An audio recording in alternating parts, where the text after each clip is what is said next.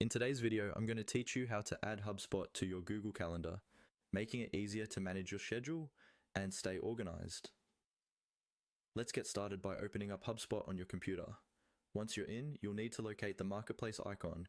It typically looks like a little storefront and is usually found in the main navigation bar. Click on it to enter the HubSpot marketplace. Now that you're in the HubSpot marketplace, it's time to search for the integration you need. Simply type Google Calendar into the search bar. As you start typing, you might see a list of suggestions pop up.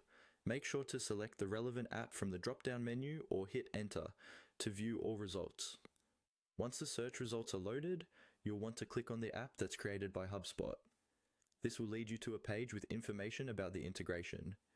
It's important to make sure you're choosing an authentic app, as it will ensure seamless functionality and your data's security. Next, you'll see an install button on the app page.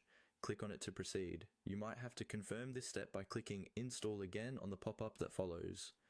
This process ensures that you've given explicit permission to install the integration, and it often includes a quick overview of the permissions and data that will be accessed. After confirming the installation, the system will prompt you to choose an email provider. Since you're integrating with Google Calendar, you'll want to click on Google or Gmail. It's part of connecting the pipeline between HubSpot and your calendar. Now, you'll see a button that says Connect Your Calendar. Clicking on this is vital because it initiates the connection process, allowing your Google Calendar to sync with HubSpot seamlessly. After clicking it, another prompt will appear asking you to accept and connect to Google.